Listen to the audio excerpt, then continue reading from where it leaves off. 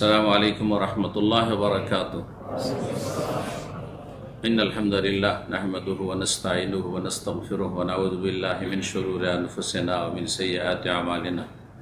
من يهده الله فلا مضل له ومن يضلل فلا هادي له.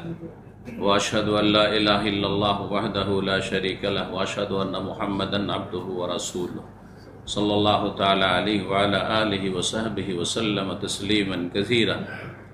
أما بعد، فقد قال الله تعالى في القرآن الكريم: قد أفلح من تزكى وذكر اسم ربه فصلى।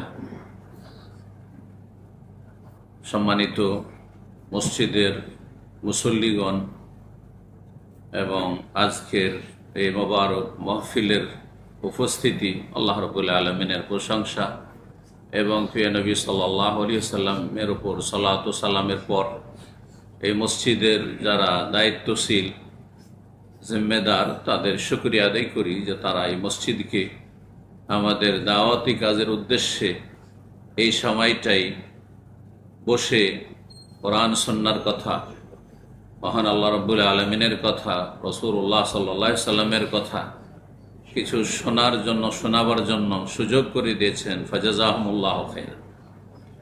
আল্লাহ তাদেরকে উত্তম প্রতিদান দান করুন। আমিন। শুকরিয়া আদায় করি যারা এখানে হাজিরিন উপস্থিত ভাইরা রয়েছেন বা যারাই রয়েছেন, তাদের শুকরিয়া আদায় করি যে তারা এখানে দ্বীনের উদ্দেশ্যে, রব্বুল আলামিনের সন্তুষ্টির উদ্দেশ্যে, দ্বীন সম্পর্কে জ্ঞান অর্জন করে ফরিজা আদায় করার উদ্দেশ্যে।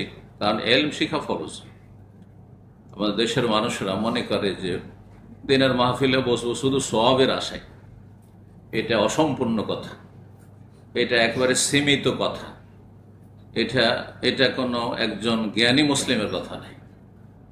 বরং সবচেয়ে বড় যেটি উদ্দেশ্য সেটা হচ্ছে আপনার ফরজ আদায় করার জন্য বসেছেন। দ্বীন সম্পর্কে জ্ঞান অর্জন করা ফরজ। দ্বীনের মৌলিক বিষয় অনেকগুলি আমাদের জানা নেই, সাধারণ মানুষ।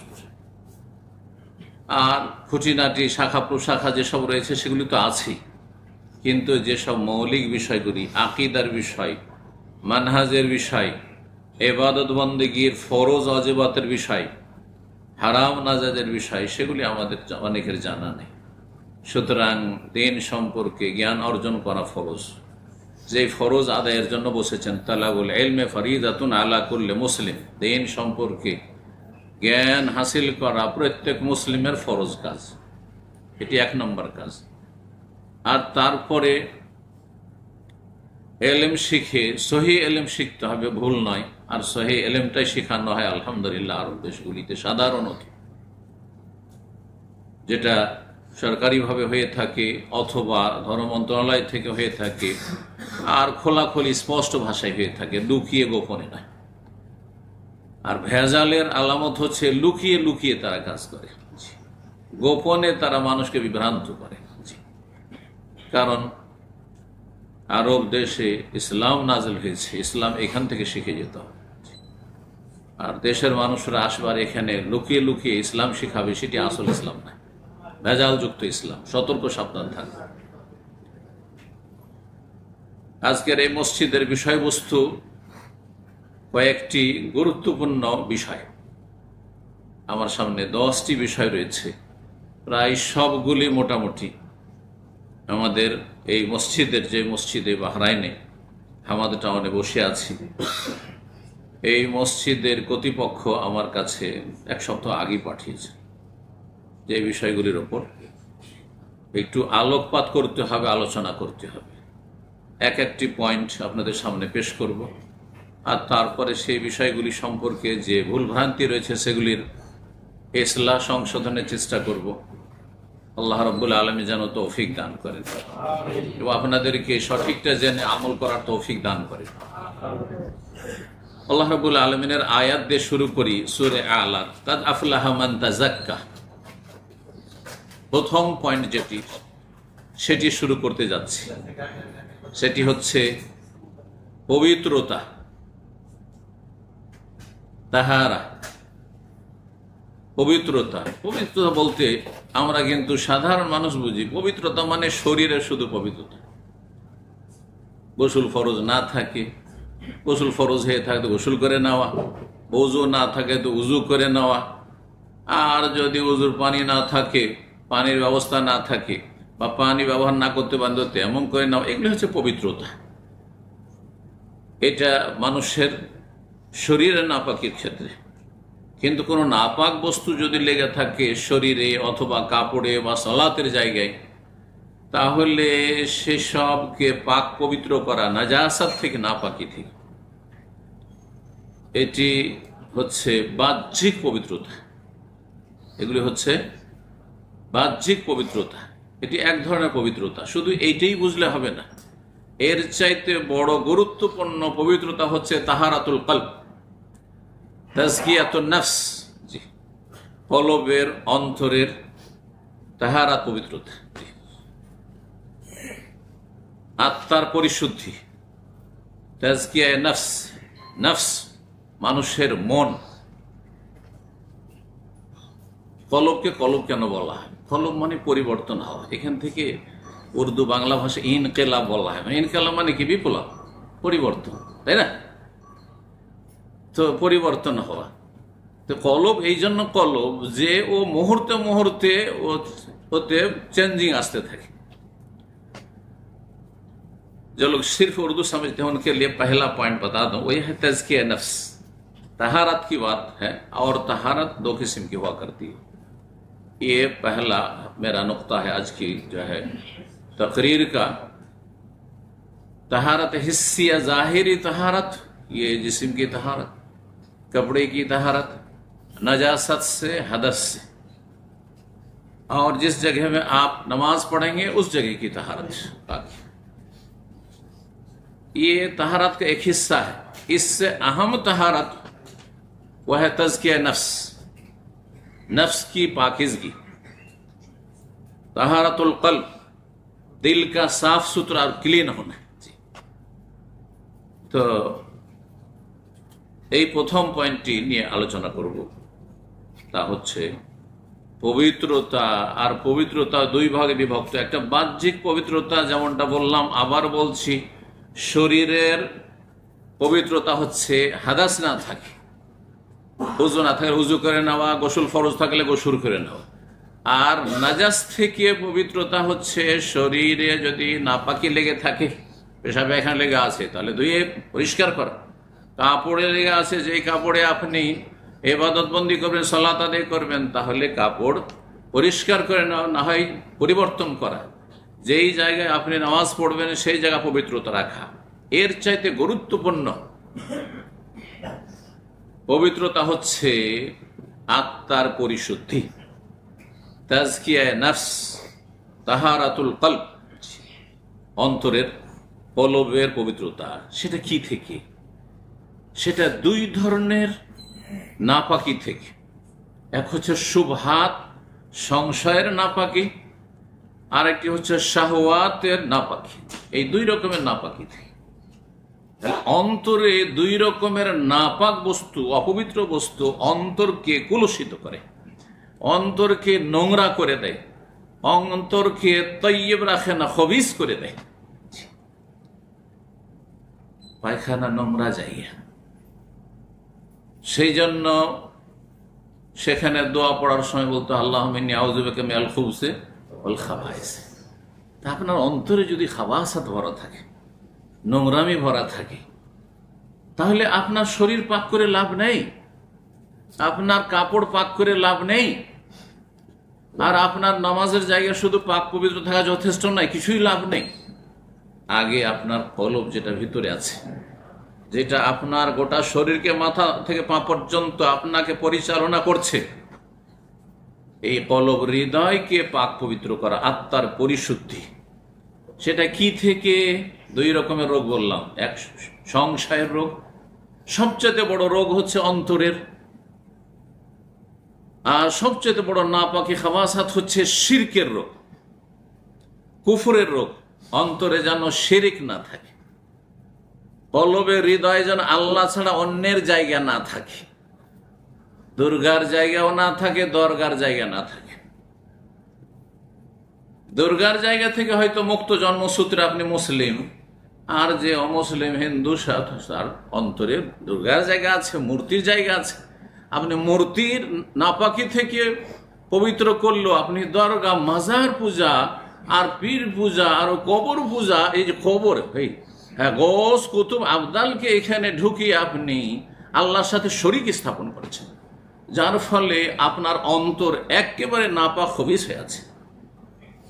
এই অবস্থায় অন্তরে যদি এই বিশ্বাস থাকে যে আল্লাহ ছাড়াও আল্লাহর ওলি গৌস কুতুব আছে, তারা দিতে পারে, তারা উদ্ধার করতে পারে, তারা রোগ ভালো করতে পারে, তারা বালা মুসিবত দূর করতে পারে, তারা দুর্দিনে কাজে আসে, বাচ্চা না হলে সে তাদের কাছে ধর্ণা দিলে পাওয়া যায়, চাদর চড়াইলে পাওয়া যায়, ওরসে গেলে পাওয়া যায়, তাহলে আপনার নামাজ, রোজা, হজ, যাকাত, তাহারাত, ওযু, গোসল কোনো কিছুতে লাভ নেই, তেমুমে লাভ নেই, কোনো কিছুতে লাভ নেই। লাইন আশরাকতা লা ইয়াহবাতান আমালুক, সব বরবাদ হয়ে যাবে, ধ্বংস হয়ে যাবে। তাওহীদ সবচেয়ে বড় ইবাদত হচ্ছে তাওহীদ, আনিবুদুল্লাহ ওয়াজতানিবুত তাগুত, মা লাকুম মিন ইলাহিন গায়রুহু।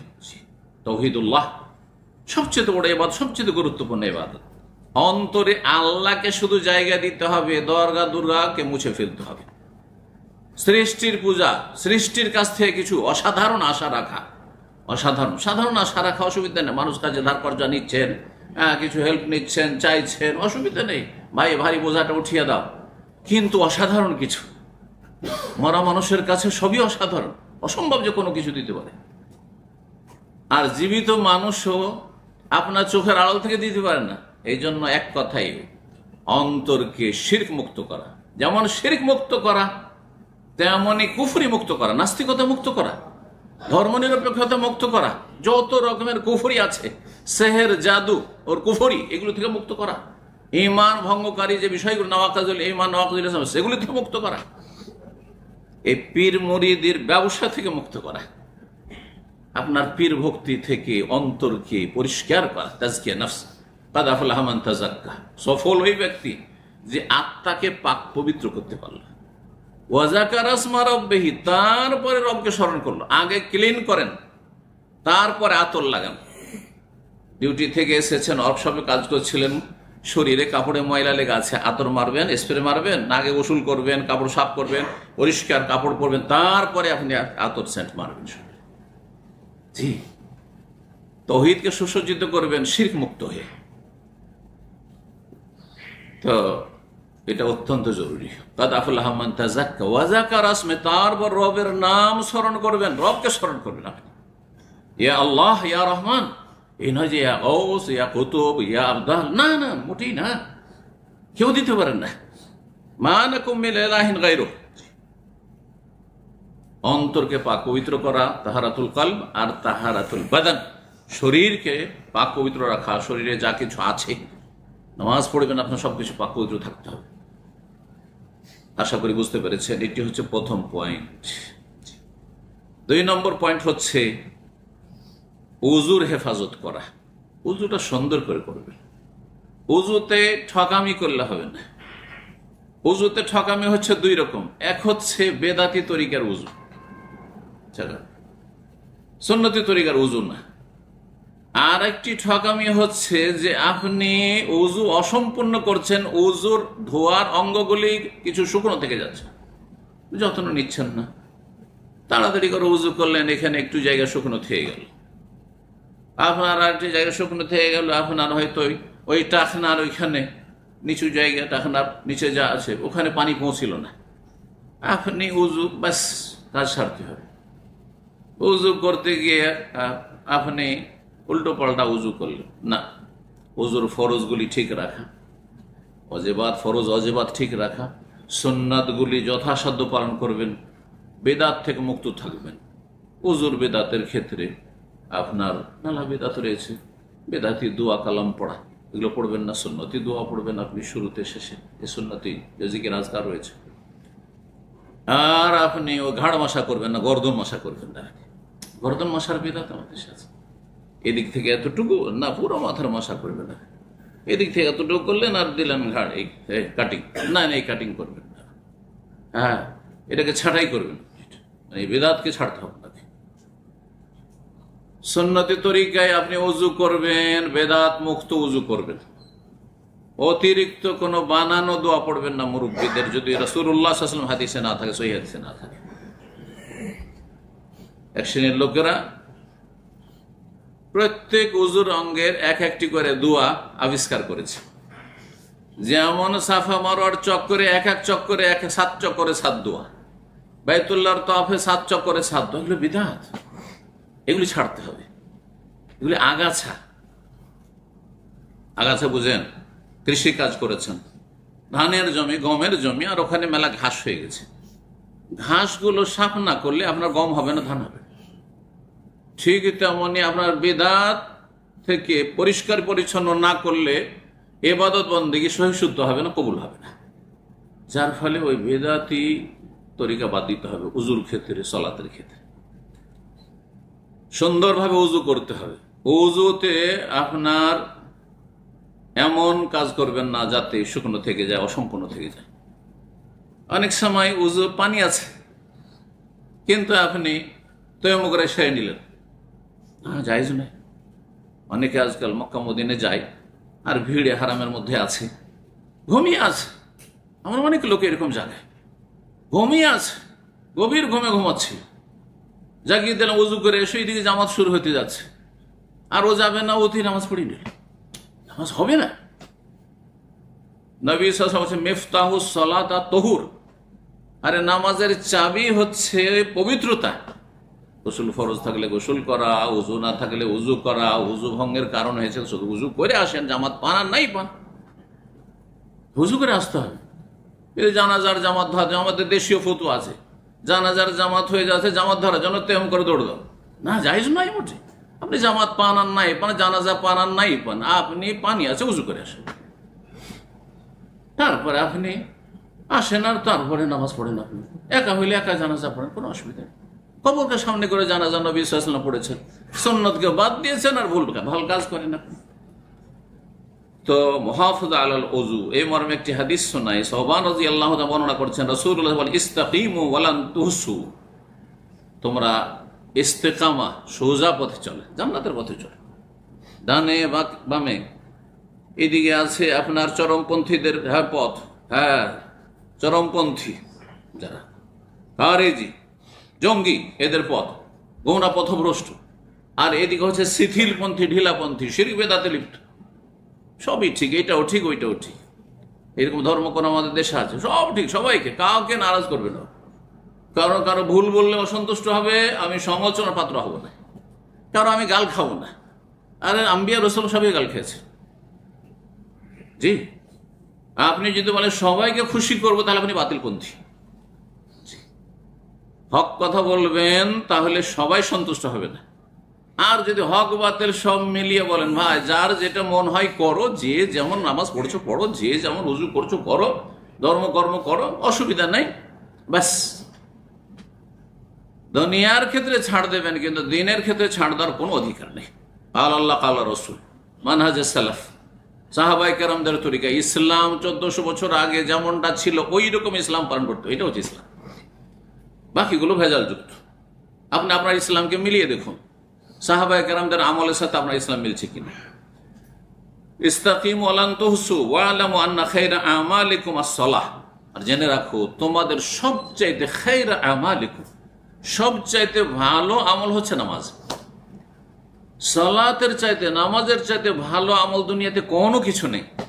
না বিরুল ওয়ালিদাইন, মাতা পিতার সেবা, না ভাই বোনদেরকে মানুষ করা যেমন প্রবাসীরা করছেন, না ভাই বোনদেরকে প্রতিষ্ঠিত করা, আর বোনগুলো সবগুলি বিয়ে দিলাম আর বাড়ি করে দিলাম, সব ভাইকে বাড়ি করে দিলাম আর বাপকে বাড়ি করে দিলাম।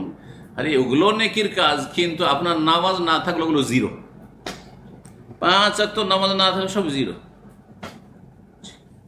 আর 5 ওয়াক্ত নামাজ যদি থাকে, তারপরে ওই ফরজগুলি থাকে, ফরজটা ফরজের মতো করে, সুন্নত নফলটা নফলের মতো করে, আপনার সব ইনকাম দিয়ে দিতে হবে। আর বাপ ভাইকে এটা ইসলাম বলছে না। হ্যাঁ, আপনার নিজের ফরজ দায়িত্ব, আপনার স্ত্রী, আপনার ছেলে মেয়েদের ভরণ পোষণের দায়িত্ব শুধু আপনার উপর।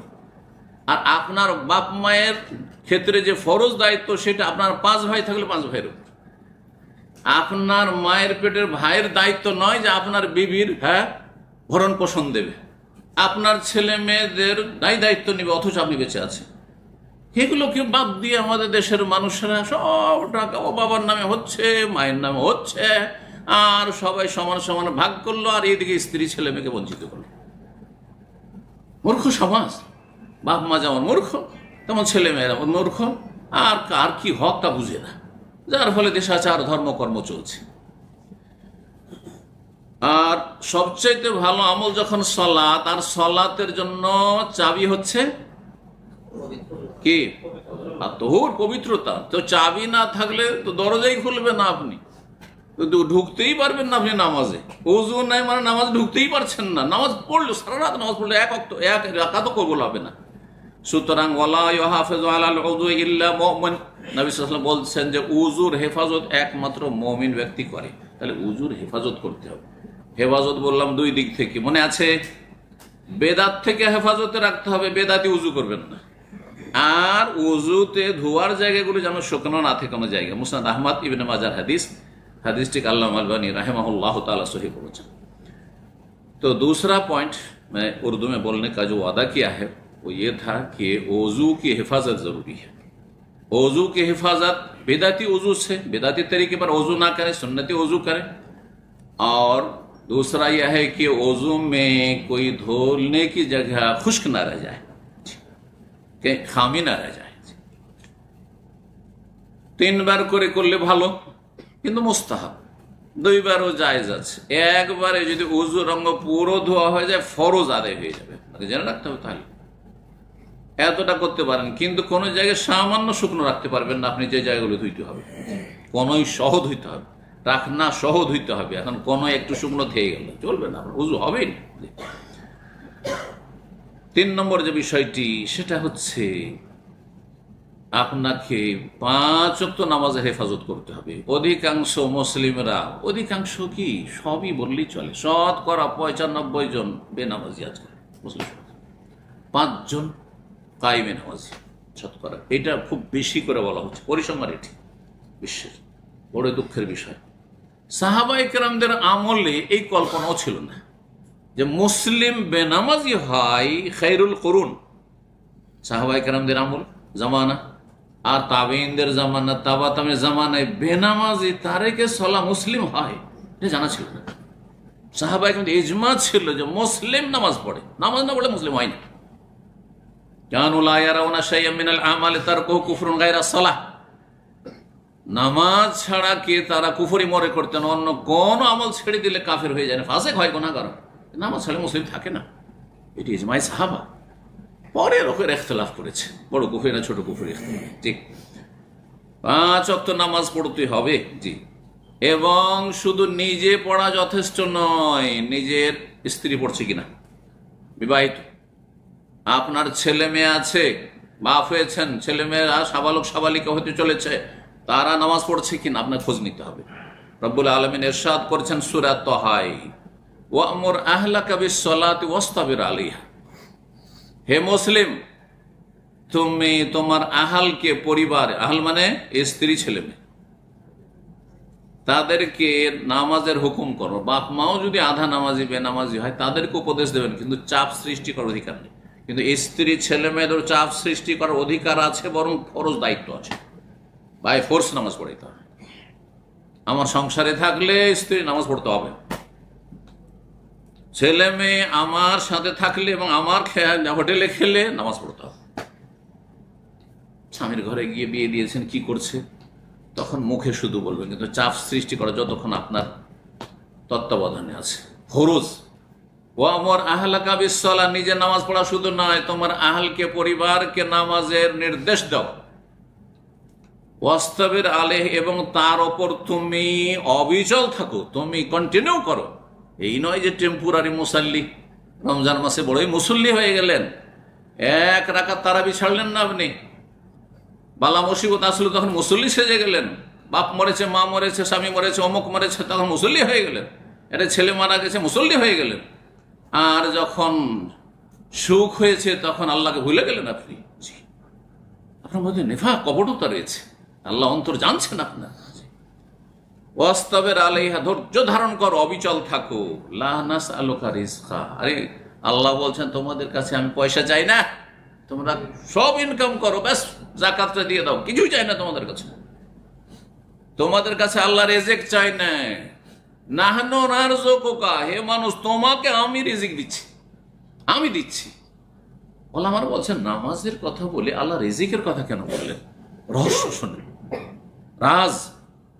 রহস্য হচ্ছে যে যারা সত্যিকারের নামাজি হবে, আল্লাহর সাথে অন্তর মিলিয়ে খুশুর সাথে, তাদের এই রিজিকের চিন্তা করতে হবে না, তবে কর্ম করতে হবে। তার মানে এই নয় যে সবসময় মসজিদে বসে থাকবো আর রিজিক আকাশ থেকে নামবে, এটা হয় না। কারণ নবী রসুলদের হয়নি। খিদে লেগেছে, আনসারীদের বাগানে রাসূলুল্লাহ সাল্লাল্লাহু আলাইহি ওয়াসাল্লামকে যেতে হয়েছে, বেরোইতে হবে। ফাইজা কুযিয়াতিস সালাতু ফান্তাশিরু ফিল আরদি, একটু ছড়িয়ে যাবে, কিন্তু হালাল রিজিক করো, টেনশন থাকবে না, অশান্তি থাকবে না, কি করব কিভাবে চলবো হাহাকার থাকবে না, মনে শান্তি থাকবে, অল্পতে পরিতুষ্টি থাকবে। রিজিক যদি চান তো নামাজের হেফাজত করুন, আপনি, আপনার স্ত্রী, আপনার ছেলে মেয়ে। এটি হচ্ছে আপনার দায়িত্ব। সুতরাং এর জন্য করণীয় কি? নামাজ পড়বেন, প্রতিদিন টেলিফোন করছেন, এই দুনিয়ার খোঁজ খবর নিচ্ছেন স্ত্রীর কাছে, ছেলে মেয়েদের সাথে কথা বলছেন, নামাজের কথা বলছেন যে আজকে ফজর টাইমে পড়েছো না সূর্য উঠে গেছে, 5 ওয়াক্ত নামাজ পড়ছো তো, হ্যাঁ ছেলে মেয়েরা নামাজ পড়ছে তো, স্ত্রীর কাছেও খোঁজ নেন। আর ছেলে মেয়েরা এখন 7 বছরের ওপরে হয়ে গেছে, 10 বছর হয়েছে, এখন প্রতিদিন খোঁজ নেন যে এরা 5 ওয়াক্ত নামাজ পড়ছে কিনা। अवश्य खोज नीते हैं, ये अपना फर्ज दायित्व।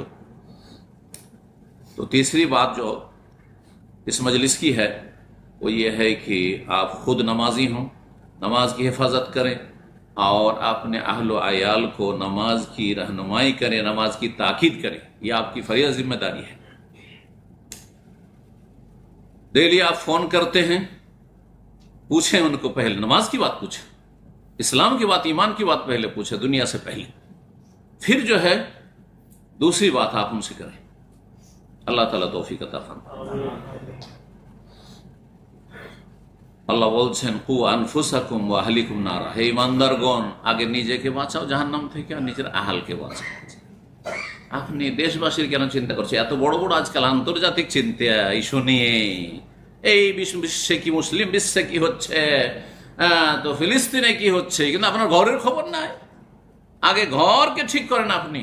আপনার নিজের ঘর যদি জান্নাতে চলে যায় আর দুনিয়া যদি জাহান্নামে চলে যায়, আল্লাহ হাসর মাঠে আপনাকে জিজ্ঞাসা করবেন। এমনকি আলেমেরও আগে ঘরের দায়িত্ব, তারপরে পরের দায়িত্ব।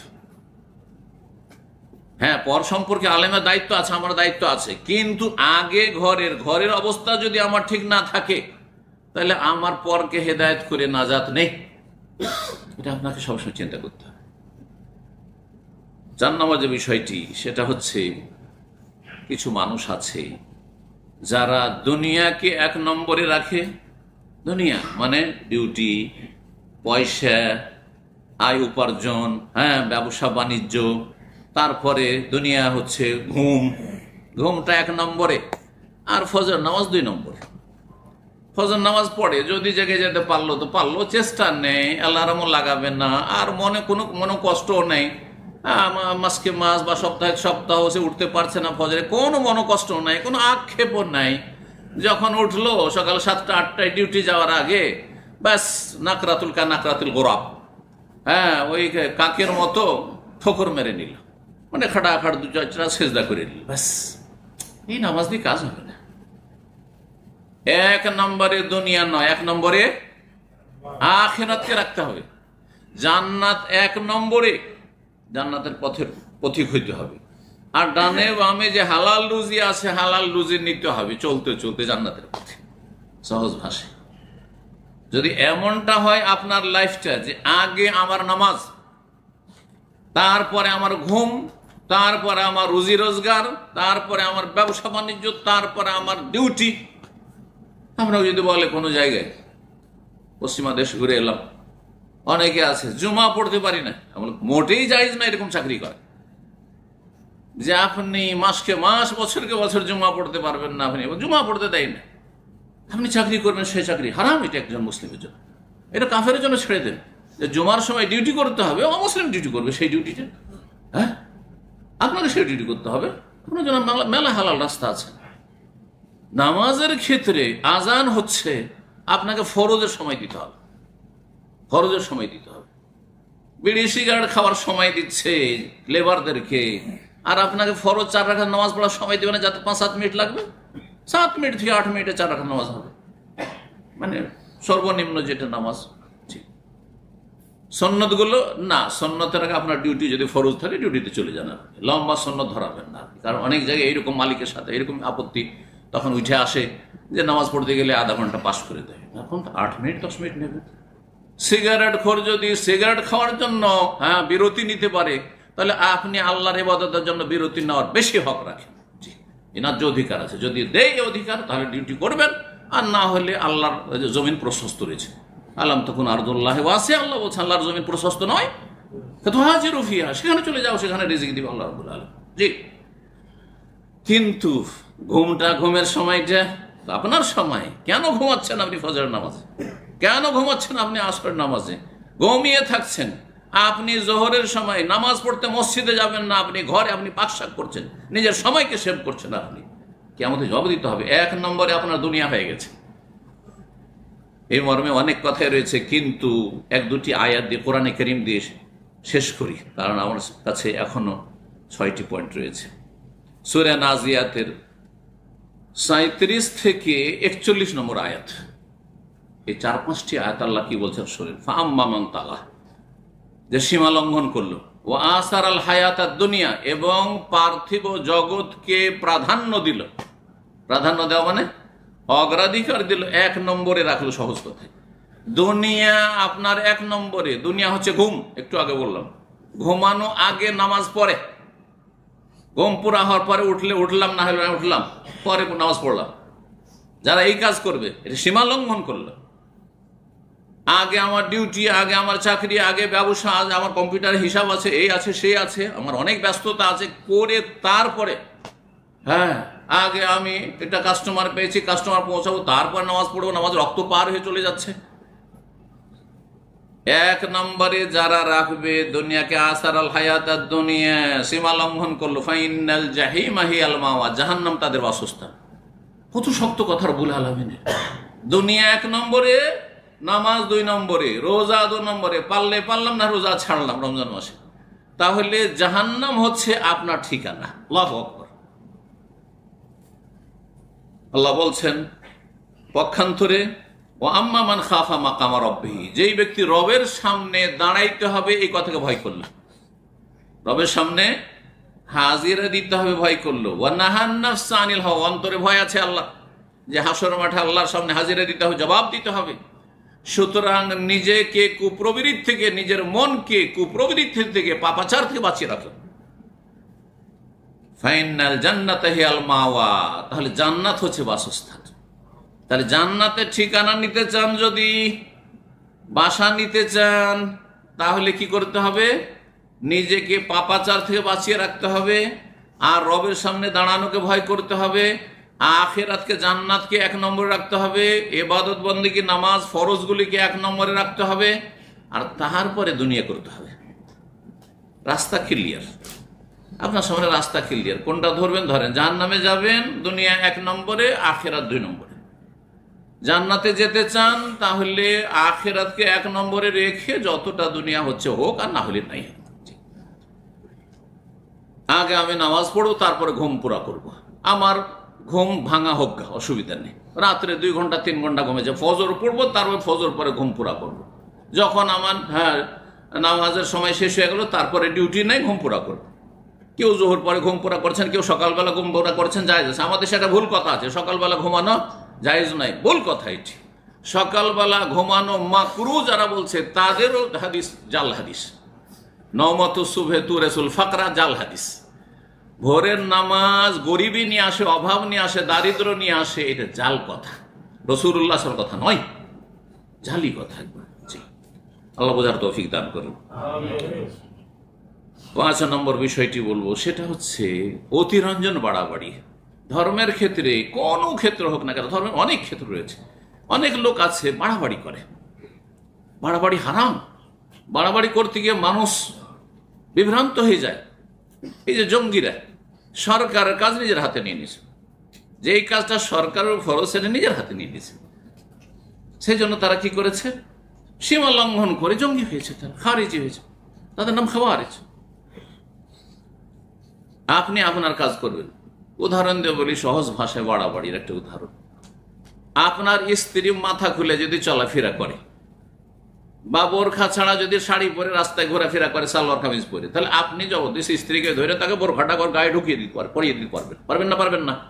কিন্তু আপনার ভাইয়ের স্ত্রী, ছোট ভাইয়ের স্ত্রী, আপনার শালার স্ত্রী, হ্যাঁ আপনার বড় ভাইয়ের স্ত্রী ভাবি যদি শাড়ি পরে ঘুরে বেড়ায়, তো তাকে ধরে তাকে বোরখাটা পরাইতে পারবেন? মার খেতে হবে, সমাজের কাছেও মার খেতে হবে, আর আল্লাহর কাছেও মার খেতে হবে। এবার বুঝতে পেরেছেন না?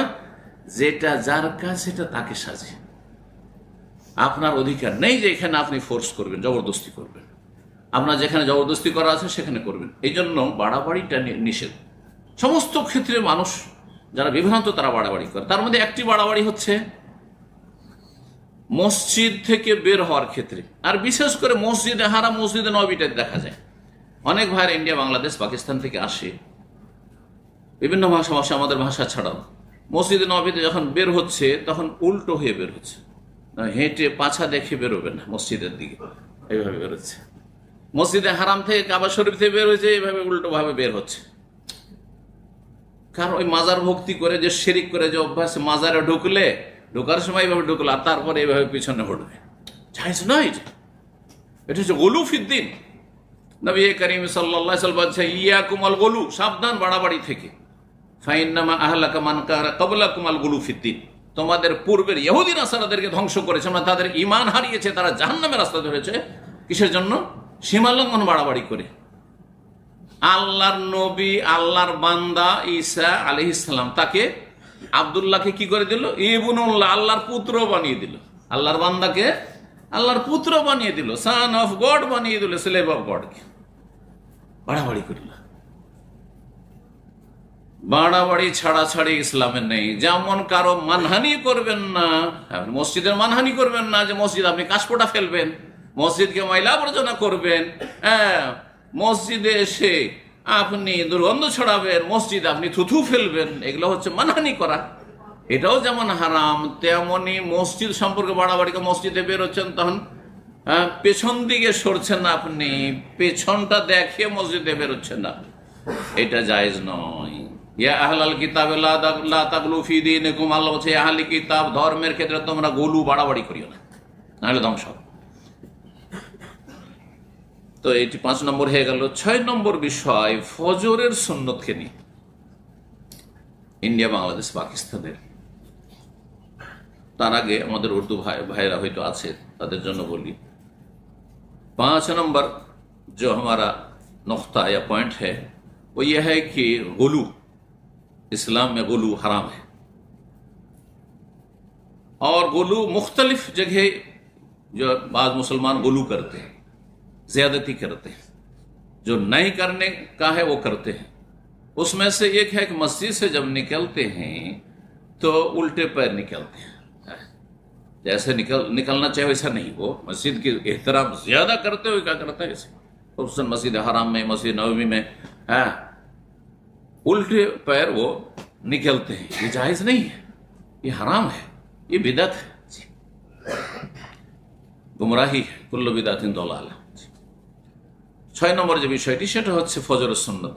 6 নম্বর পয়েंट फजर की सुन्नत। फजर की सुन्नत ये है कि आप फर्ज नमाज से पहले ही पढ़ें, घर में पढ़े या मस्जिद में पढ़े, 2 बार ना पढ़े। मस्जिद घर में पढ़ लिया और मस्जिद में आए टाइम है तो तहियतुल मस्जिद पढ़े, 2 बार एक सुन्नत नहीं, ये असल है। लेकिन मस्जिद आए और जमात खड़ी हो रही है, इकामत हो रही है, तो फिर आपके लिए जायज नहीं है कि इस कोने में खड़े, यहाँ खड़े हो जाए, वहां खड़े, इधर जमात चल रही है, इकामत होगी और वो सुन्नत पढ़ ही रहे हैं, ये जायज नहीं है। ये इमाम की मुखालफत है और ये रसूलुल्लाह सल्लल्लाहु अलैहि वसल्लम की मुखालफत, सबसे बड़ी चीज रसूलुल्लाह सल्लल्लाहु अलैहि वसल्लम का नाफरमानी है। और मन आसानी फक़द आवा, मन आतानी दखल जन्नत, सही बुखारी की हदीस है। जो मेरी इताअत करे, मुझे माने, वो जन्नत में जाएगा, और जो मेरी नाफरमानी करे वो जन्नत जाने को इनकार किया उसने, आप नाफरमानी की, इसे रसूलुल्लाह सल्लल्लाहु अलैहि वसल्लम मना किया है। इस तरीके से जमात चल रही है और मुसलमानों की जमात छोड़ करके आप जो है इधर उधर जो फजर की सुन्नत पढ़ रहे हैं, ये बिल्कुल जायज नहीं है। मैं अपनी तरफ से नहीं बोल रहा हूँ, रसूलुल्लाह सल्लल्लाहु अलैहि वसल्लम की हदीस शरीफ। तो हदीस सुनाए আপনাদেরকে। সুন্নত তরিকা হচ্ছে যে ফজরের সুন্নত ফরজ নামাজ শুরু হওয়ার আগেই পড়ে নেবেন। আপনি জামাত শুরু হওয়ার আগে, ইকামতের আগে বাড়িতে পড়েন, তাহলে আর মসজিদে পড়বেন, মসজিদে এসে তাইতুল মসজিদ টাইম থাকলে। আর টাইম না থাকলে একামত হতে লেগেছে, সরাসরি জামাতে লাগবেন। যদি জামাত শুরু হয়ে গেছে অথবা একামত হয়ে গেছে আর এসে শুরু করেন, তাহলে সুন্নতের খেলাফ কাজ করলেন, আপনি গুনহার কাজ করলেন, রাসূলুল্লাহ সাল্লাল্লাহু আলাইহি ওয়াসাল্লাম নাফরমানি করলেন। হাদিস শোনায় সহিহ মুসলিমের 1160 নম্বর হাদিস। আবু হুরায়রা রাদিয়াল্লাহু তাআলা আনহু বর্ণনা করেছেন, রাসূলুল্লাহ সাল্লাল্লাহু আলাইহি ওয়াসাল্লাম বলে, ইযা উকিমাতিস সালাতু ফালা সালাতা ইল্লাল মাকতুবা। যখন কোন নামাজের একামত হয়ে যাবে, বুঝছেন তো, একামত হয়ে যাবে, কাদ কামাতিস সালাহ, কাদ কামাতিস সালাহ হয়ে গেল, একামত হয়ে গেছে, শুরু হয়ে গেছে একামত। ফালা সালাতা, অন্য কোন নামাজ নেই। নবী সাল্লাল্লাহু আলাইহি ওয়াসাল্লাম বলছেন নামাজ নেই, আর আপনি নামাজ শুরু করেছেন ফজরের সুন্নাত। কত নাফরমানি আপনার, এটাকে ছোট মনে করছেন আপনি। ফালা সালাতা, কোন নামাজ নেই, ইল্লাল মাকতুবা, ফরজ ছাড়া। ইমাম সাহেবের সাথে লাগে, ইমাম সাহেবের বিরোধিতা করবেন না, রাসূলুল্লাহ সাল্লাল্লাহু আলাইহি ওয়াসাল্লাম বিরোধিতা করবেন না। আপনি দুই বিরোধিতা করলেন, আপনি সবচেয়ে বিরোধিতা রাসূলুল্লাহ সাল্লাল্লাহু আলাইহি ওয়াসাল্লামের হাদিস শরীফের নাফরমানি করলেন আপনি। কোন নামাজ নেই, তাহলে কি করতে হবে? জামাতে নামাজ পড়ে নেন আপনি ফরজ, আর তারপরে আপনার সামনে দুটো অপশন, হয় ফরজ শেষ করার পরে মসজিদে আপনি 2 রাকাত পড়ে নেন, জায়েজ আছে, এই মর্মে হাদিস রয়েছে, সহিহ হাদিস রয়েছে যে কিছু কিছু সাহাবীরা নবী করিম সাল্লাল্লাহু আলাইহি ওয়াসাল্লামের আমলে যাদের হয়তো সুন্নাত পড়তে পারেনি, জামাত শুরু হয়ে গেছিল, তারা পরে সুন্নাত পড়েছে, নবী সাল্লাল্লাহু আলাইহি ওয়াসাল্লাম কিছু বলেননি। কি ব্যাপার, 4 কেন পড়ছো? ইয়া রাসূলুল্লাহ, ওই যে আমার ওই সুন্নতটা বাকি ছিল, তো সুন্নতটা পড়লাম, কিছু বলেননি, স্বীকৃতি দিয়েছেন, অনুমোদন, তাকরীরি হাদিস মানে নবী সাল্লাল্লাহু আলাইহি ওয়াসাল্লাম সমর্থন। সুতরাং জায়েজ আছে, এটা একটা অপশন। আর একটি হচ্ছে যে সূর্য ওঠার 15 মিনিটের পর আপনি জোহরের আগ পর্যন্ত পড়েন, মনে রাখতে পারলে ভালো কথা, আর তখন ফুরসত থাকবে, কিন্তু ডিউটির সময় হয়তো পারবেন না, জায়েজ আছে, তখনই পড়ে নিতে পারেন। সালাম ফিরার পরে দোয়া জিকির আজকার করলেন, আর তারপরে পড়ে নিলেন, আপনি মসজিদেই পড়েন, বাসায় এসে পড়েন, কোনো অসুবিধা নেই। আর ফজরের পরে কোনো নামাজ নেই, আসরের পর কোনো নামাজ নেই, মানে বিনা কারণে নফল নামাজ নেই, সমন্বয় শোনেন হাদিসে, তাহলে 2 হাদিস আমল হয়ে গেল। কাজা নামাজ আছে, কারণগত নামাজ আছে, জানাজার নামাজ আছে। হারাম শরীফে জানাজার নামাজ পড়ছেন না ফজর পরে? হ্যাঁ, মদিনায় জানাজার নামাজ পড়ছেন না? দুটো তো নামাজ। হ্যাঁ, ইস্তেখারা, হঠাৎ করে আপনাকে সিদ্ধান্ত নিতে হবে আসর পরে, আপনাকে ফজর পরে এক্ষুনি আপনি হ্যাঁ না বলেন, এই ব্যবসা করবেন কি করবেন না, বিদেশে যাবেন কি যাবেন, একটা ভিসা আছে, অথবা বিয়ে দিবেন কি দিবেন, এক্ষুনি বলছেন না, সূর্য উঠুক তারপর, নাকি? ইস্তেখারা নামাজ জায়েজ আছে, কারণগত নামাজ যায়, ওইরকম কাজা নামাজ জায়েজ আছে। ফজর পরে কাজা নামাজ, কিন্তু বিনা কারণে ফিরিয়ে আছে নফল পড়বো না, ফজর পরে জায়েজ নয়, আসর পরে জায়েজ নয় নফল পড়া। তো এই ছিল বিষয়টি। 7 নম্বর বিষয় হচ্ছে আকীদার বিষয়।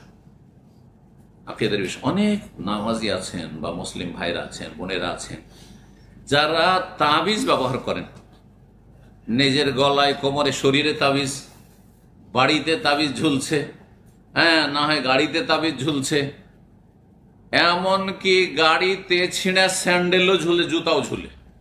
দেখেছেন না? দেখেন নাই? আমাদের দেশের গাড়ির পিছনে একটা করে ছিঁড়া স্যান্ডেল আর জুতে ঝুলে না কেন? এত অধম এসব মুসলিমরা। মুসলিমের গাড়ি যদি হয়, হিন্দুর গাড়ি হলে তো হিন্দুর কোনো আকীদাই নাই, কোনো জ্ঞানই নেই আসমানি দিন সম্পর্কে, কিন্তু একজন মুসলিমের গাড়িতে কি করে একটা ছিঁড়া স্যান্ডেল ঝুলে, এটা ছিঁড়া জুতা ঝুলছে, হ্যাঁ, আর ধারণা কি যে এই ছিঁড়া স্যান্ডেল, ছিঁড়া জুতা এত শক্তি রাখে যে বদনজর থেকে আমার এই কারকে রক্ষা করবে, আমার এই বাসকে রক্ষা করবে, আমার এই ট্রাককে রক্ষা করবে। তাহলে কত অধমের অধম যে নিজে রক্ষা করতে পারছে না, নিজে ওই ছিঁড়া স্যান্ডেলের চাইতে অধম। এবার বুঝতে পেরেছেন আমার কথাটা? মুশরিক এইভাবে অধম হয়, যারা শিরকি কাজ করে তাদের বিবেক নাই যে আমি যে ছেঁড়া স্যান্ডেলের চাইতো অধম হয়ে গেলাম, ফালতু হয়ে গেলাম, এ বুঝে না।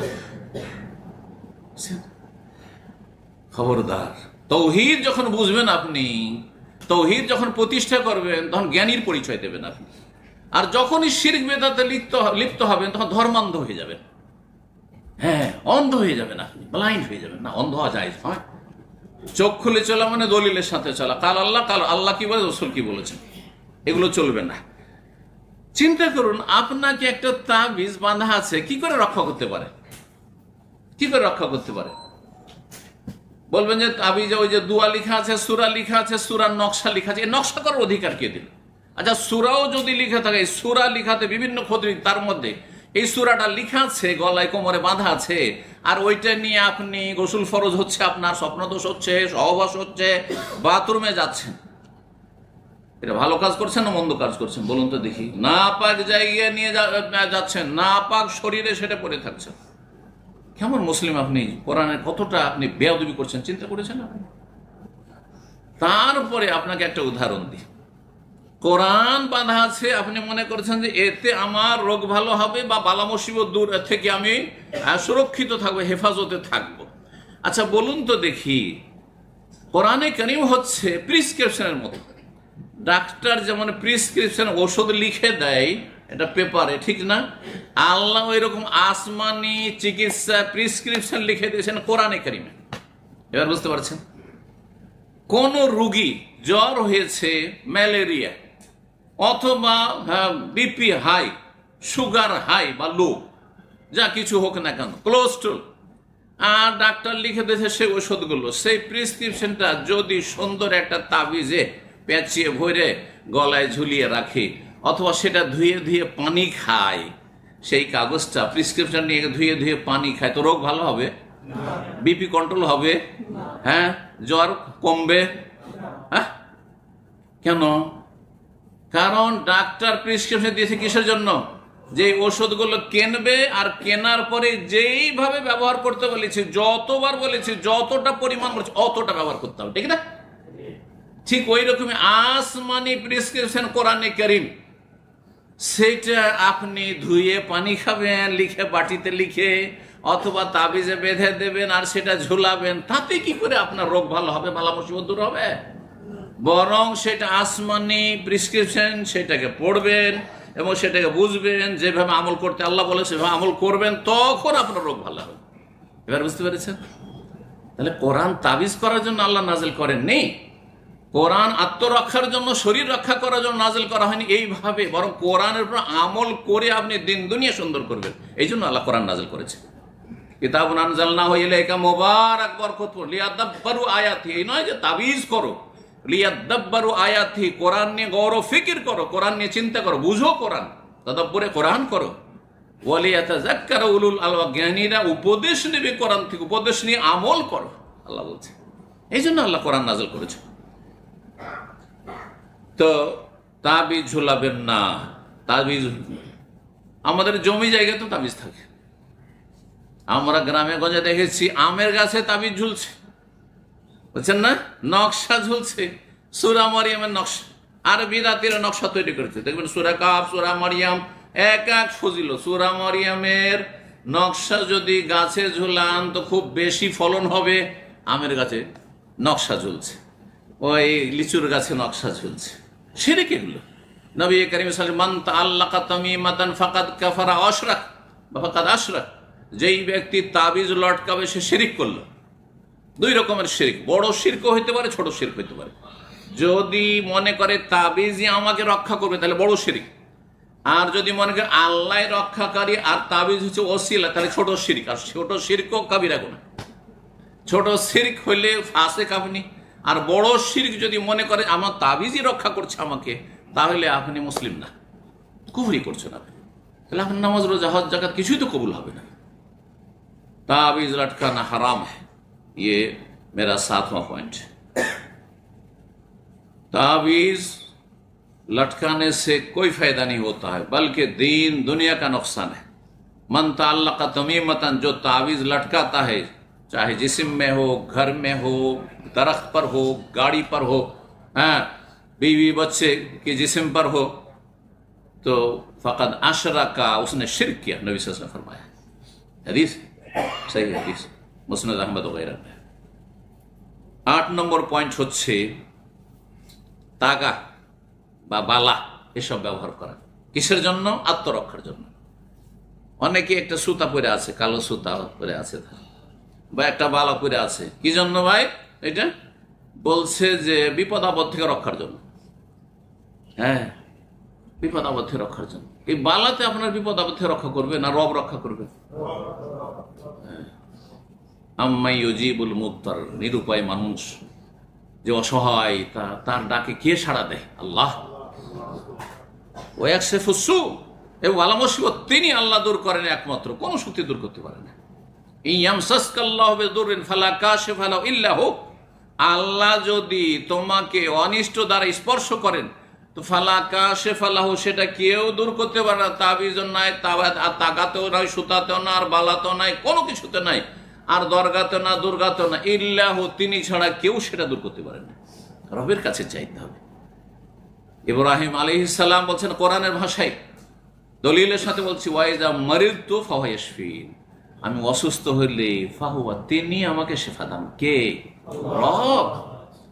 তিনি রোগ দিয়েছেন, তিনি ভালো করে, তার কাছে চাইতে হবে এবং বৈধ পন্থায় চিকিৎসা করতে হবে। চিকিৎসাও যেইভাবে ডাক্তার বলছে সেভাবে, একটু আগে এই জন্য উদাহরণ দিলাম। এখন ভালো স্পেশালিস্ট কাছে লিখে নিয়ে এসে সেইটাকে তাবিজে ভরে যদি ঝুলান অথবা সেটাকে ধুয়ে দিয়ে পানি খান তো কোনোদিন ভালো হবেন না। ঠিক ওই রকম আল্লাহ রাব্বুল কোরআনে কারীম দিয়ে যেইভাবে হেদায়েত নিতে বলা হয়েছে সেইভাবে হেদায়েত নিতে হবে। আল্লাহ যেন বুঝার তৌফিক দান করেন। তাবিজ ব্যবহার করা, তাগা ব্যবহার করা, এগুলো কঠোরভাবে নিষেধ করেছেন এবং শিরকি কাণ্ড নবী সাল্লাল্লাহু আলাইহি ওয়াসাল্লাম বলেছেন। এক সাহাবীর গায়ে ওইরকম বালা ছিল, নতুন মুসলমান, বুঝেন না, তো নবী সাল্লাল্লাহু আলাইহি ওয়াসাল্লাম বলছেন কিসের জন্য? বলছে মিনাল ওয়াহেনা, আমার রোগের জন্য, আত্মরক্ষার জন্য, বালা মুসিবত থেকে দূর রাখার জন্য, নিজেকে রক্ষা করার জন্য। নবী ফালা ইয়াজিদুকা ইল্লা ওয়াহানান, তোমার রোগ আরো বৃদ্ধি করবে, কারণ এতক্ষণ তো শরীরের রোগ ছিল, এখন মনেরও রোগ, শিরকের রোগে আক্রান্ত, বেদাতের রোগে আক্রান্ত, তারপরে গায়রুল্লাহর উপর আস্থা, তাওয়াক্কুল আলা গায়রিল্লাহ, আল্লাহর উপর ভরসা কমে আসছে। সব ভরসা কিসের উপর? তাবিজের উপর। যেন তারা তাবিজ যারা বাঁধে, আমি অনেকের তাবিজ খুলেছি, সুবহানাল্লাহ। একদিন কিতাবুত তাওহীদের দার্স চলছে আমার এক মসজিদে দাম্মামে, আজকে থেকে অনেক আগে 2005-06 কথা বলছি, প্রথম দিকে। তো দার্সের শেষে আমাদের কিছু ছাত্র ভাইরা যারা হেদায়েত হয়েছে, এক ভাইয়ের গলাতে তাবিজ পেয়েছে, তাবিজটা তার খুলে নিয়েছে। তখন এসে আমার সামনে কান্না যেন ভেঙে পড়েছে। তাই বললাম যে কি জন্য তুমি কান্না করছো? এই অবস্থা কেন? তো হাহাকার অবস্থা, তোমার মনে হচ্ছে বাঁচবে না তুমি। বলছে আমার তাবিজ খুলে নিয়েছে, আমি তো বাঁচবো না। তাহলে আপনার আল্লাহর ভরসা না তাবিজের ভরসা? আল্লাহ ছাড়া অন্যের উপর ভরসা থাকলে এটা বড় শিরক নয়? অন্তরের ভরসা কার উপর হইতে হবে? ওমাইয়া তাওয়াক্কাল আলাল্লাহি ফাহুয়া হাসবুহ, আল্লাহর উপর কেউ যদি ভরসা করে আল্লাহ তার জন্য যথেষ্ট হয়। আল্লাহ কাফি, আল্লাহ কাফি, আল্লাহ যথেষ্ট। আল্লাহর উপর ভরসা করুন। আর বৈধ মাধ্যম ব্যবহার করো, অবৈধ মাধ্যম ব্যবহার করো, যেটা মাধ্যম নয় সেটাকে মাধ্যম মনে করে, এটা শিরক। এটাকে শিরকে আসগার বলা হয়েছে। শিরকে আসগারের সংজ্ঞাই করা হয়েছে যেটা মাধ্যম নয় সেটাকে মাধ্যম মনে করা। এই জন্য টোটকা ফোটকা শিরিক। হাত থেকে থালা বাসন পড়ে গেল, তাহলে আমাদের দেশের মানুষরা কি বলে? বেদাতিরা, হ্যাঁ, মেহমান আসবে। এটা কি থালা পড়ে যাওয়াটা মেহমান আসার কারণ? না থালা জানতে পারলো যে মেহমান আসতেছে আর আপনি জানতে পারলেন না, তাহলে সেই থালা বাটির চাইতো আপনি অধম। আপনার ঘরের থালা বাসন আপনি বিবেকবান একজন মানুষ, মুসলিম, তার চাইতে অনেক ভালো, হ্যাঁ, যে সে বুঝতে পারছে। আচ্ছা, আপনারা দুইজনে কথা কাটাকাটি করছেন বা গল্প করছেন, আর আপনি হ্যাঁ বলছেন, আরেকজন না বলছে, এটা ঠিক ওইটা ঠিক, আর ওই সময় টিকটিকি টিক টিক টিক টিক করে উঠলো। আমাদের দেশের হ্যাঁ মূর্খ সমাজ কি বলে? এই দেখো আমার কথাটা ঠিক আছে বললাম, হ্যাঁ, তার মানে আমরা বুঝছি না, কিন্তু আমার চাইতে সিনিয়র এই টিকটিকি বাবা বুঝছে। বাবার পূজা এখন শুধু জিলানি চিস্তি বাবা থাকলো না, শাহজালাল বাবা, শাহপুরান বাবা থাকলো না, টিকটিকিও বাবা। বুঝতে পেরেছেন? এই হচ্ছে মুসলিমদের অবস্থা। তাহলে পার্থক্য কোথায় রে ভাই? যারা মাটির পূজা করছে, যারা মূর্তি পূজা করছে, যারা গাছের পূজা করছে, যারা লিঙ্গ পূজা করছে, তাদের মাঝে আর আপনার মাঝে কি পার্থক্যটা থাকলো? তারপর টিকটিকির পূজারি আপনি, টিকটিকি কি করে বুঝলেন ঠিক ঠিক না ভুল? আশ্চর্য কথা, এটা শিরক। এই জন্য যে কোনো টোটকা মোটকা এগুলি যেহেতু মাধ্যম নয় আর মাধ্যম মনে করছেন, সেই জন্য এইটা হচ্ছে শিরক। এটা হচ্ছে সংজ্ঞা তার। 9 নম্বর বিষয়টি মানুষের আখলাকের সাথে সম্পর্কিত, কারণ বিভিন্ন বিষয়গুলি মসজিদের কর্তৃপক্ষ আমাকে লিখে দিয়েছে। 9 নম্বর বিষয়টি, কিছু কিছু ভাইরা আছেন প্রবাসী, তারা হালাল রুজি সন্ধানে চেষ্টা করেন না।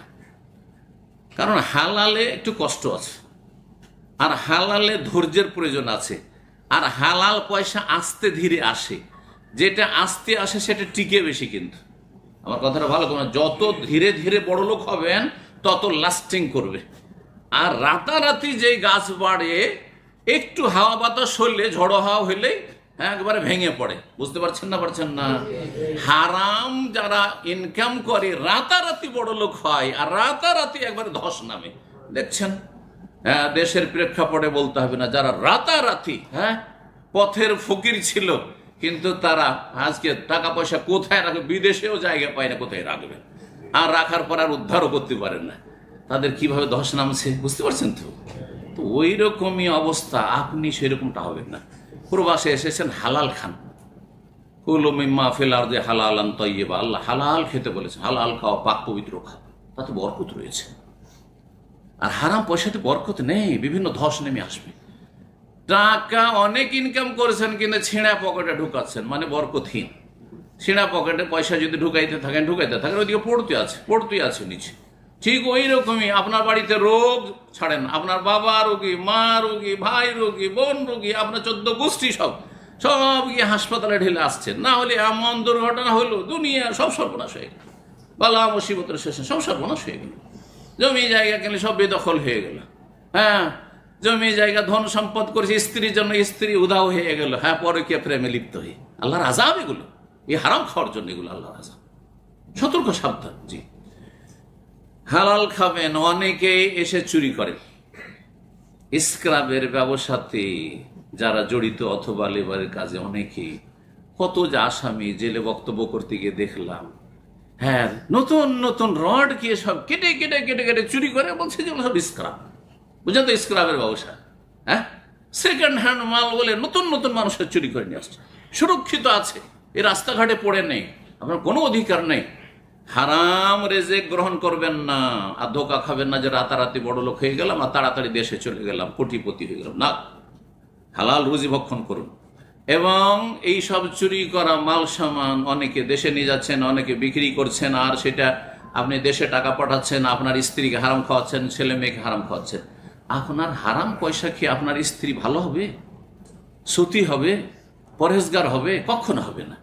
আপনার ছেলে মেয়েকে লালন পালন করবে হারাম পয়সা দিয়ে, আর আশা করছেন আমার ছেলেটা যেন আদর্শ ছেলে হয়, আমার ছেলেটা যেন মানুষের মতো মানুষ হয়? কখনো হবে না, কখনো হবে না। ছেলে মেয়েকে হারাম খাওয়াইলেন আর আপনি জাহান্নামে গেলেন। কত হতভাগা আপনি, যে পরের চিন্তা করতে গিয়ে আপনি জাহান্নামে গেলেন। যে ছেলে মেয়েকে সুখী করব, সেই জন্য হারাম খেলাম আর আমাকে জাহান্নামে যেতে হইল। এমন কেন হবেন আপনি? আপনি নিজেকে জাহান্নাম থেকে বাঁচান, আর আল্লাহর কাছে ভালোভাবে তলব করতে থাকুন। নবী সাল্লাল্লাহু আলাইহি ওয়াসাল্লাম ওয়াজমালু ফিত তালাব, আল্লাহর কাছে সুন্দরভাবে আল্লাহর কাছে চাও, আল্লাহ দিবেন। আল্লাহর কোনো অভাব নেই, চাইতে হবে সুন্দর হবে। আল্লাহ তৌফিক দান করুন, হারাম থেকে বেঁচে থাকার তৌফিক দান করুন। ইন্নাল্লাহ তাইয়্যিবুন লা ইয়াকবালু ইল্লা তাইয়্যিবান, সহিহ মুসলিম হাদিস। আল্লাহ পাক পবিত্র, পাক পবিত্র ছাড়া, হালাল ছাড়া আল্লাহ কোনো কিছু কবুল করেন না। সুতরাং যখন দোয়া করছেন, দোয়া কবুল হয় না কেন? কারণ আপনার রিজিক হালাল নয়, রিজিক স্বচ্ছ নয়, পরিষ্কার পরিচ্ছন্ন নয়। হালাল রিজিক খাবেন, আল্লাহর কাছে দোয়া করবেন, আল্লাহ কবুল করবেন, আল্লাহ তৌফিক দান করবেন। 9টি বিষয় প্রায় হয়ে গেছে। আর সর্বশেষ বিষয়, বেশ কিছু বিদআত মসজিদে হয়ে থাকে, সে বিদআতগুলি থেকে সতর্ক করব। নাজায়েজ কাজ হয়ে থাকে, তার মধ্যে একটি হচ্ছে নিয়ত পড়া। এসে মসজিদে যখন নামাজ শুরু করছে, ফরজ বা নফল বা সুন্নত যাই শুরু করছেন, এই নিয়ত পড়া, নিয়ত মুখে পড়ার জিনিস নয়। নিয়ত মানে অন্তরের ইচ্ছা, অন্তরের সংকল্প। হানাফি মযহাবের কিতাবাদিতে রয়েছে আল্লামা আনোয়ার শাহ কাশ্মীরি। কারণ হ্যাঁ, হানাফি ভাইরা এসব করে থাকেন, জন্মসূত্র এই ভুল নামাজ পড়ে থাকেন। সেই জন্য বলছি, বিশেষ করে আল্লামা আনোয়ার শাহ কাশ্মীরি দেওবন্দি আলেম তিনি লিখছেন বুখারী ভাষ্যে যে আন-নিয়াতু আজিমাতুল কলব, নিয়ত হচ্ছে অন্তরের সংকল্পের নাম।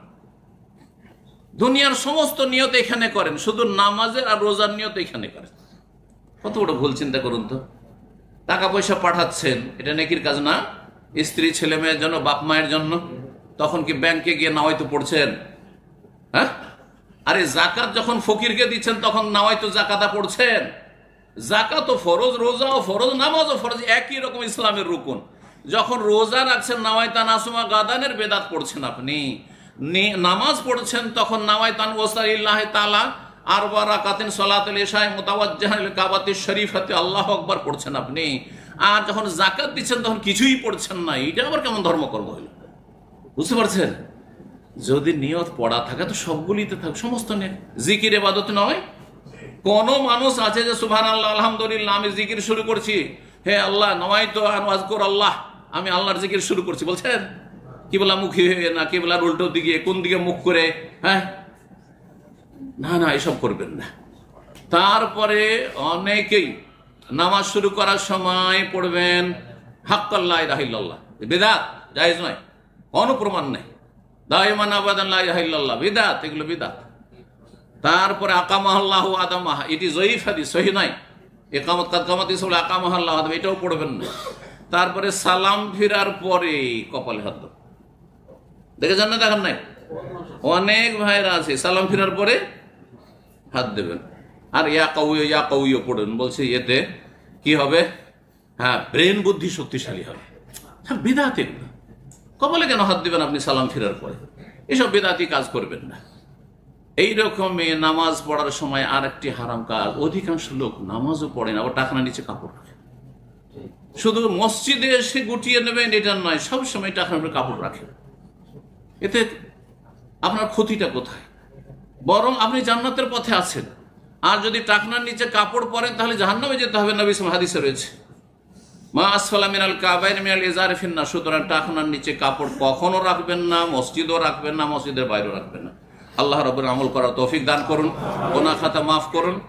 আর কথা আমার যথেষ্ট হয়ে গেছে, 1 ঘন্টার বেশি হয়ে গেছে, সুতরাং এখানে আলোচনা শেষ করছি। সবার জন্য দোয়া করি আল্লাহ আমাদের সকলের যেন ভালো করেন। যেসব ভাই বোনেরা এখানে হাজির হয়েছেন তাদেরকে আল্লাহ উত্তম প্রতিদান দান করেন, রুজিতে বরকত দান করেন, হালাল খাওয়ার তৌফিক দান, হালালে বরকত দান করেন, হারাম থেকে বেঁচে থাকার তৌফিক দান করেন, 5 ওয়াক্ত নামাজ পড়ার তৌফিক দান করেন এবং শিরক বিদআত থেকে আল্লাহ বাঁচিয়ে রাখেন। আল্লাহ নেক হায়াত দান করেন। ছেলে মেয়েদেরকে লালন পালন আল্লাহ যেন সহজ করে দেন এবং তাদেরকে নেক হায়াত দান করেন। সমস্ত বালা মুসিবত অনিষ্ট থেকে আল্লাহ হেফাজতে রাখেন, জালেমের জুলুম থেকে আল্লাহ হেফাজতে রাখেন। দোয়া করি শেষখানে এই বাহরাইনের জন্য, বাহরাইনের শাসকদের জন্য, বাহরাইনের সরকারের জন্য, কর্মকর্তাদের জন্য, আর ধর্ম মন্ত্রণালয়ের দায়িত্বশীলদের জন্য আল্লাহ তাদেরকে জাযায়ে খায়ের দান করেন এবং সমস্ত অনিষ্ট থেকে আল্লাহ হেফাজতে রাখেন। ওয়া সাল্লাল্লাহু ওয়া সাল্লামা আলা নবিয়িনা মুহাম্মদ ওয়া আলা আলিহি ওয়া সাহবিহি আজমাইন।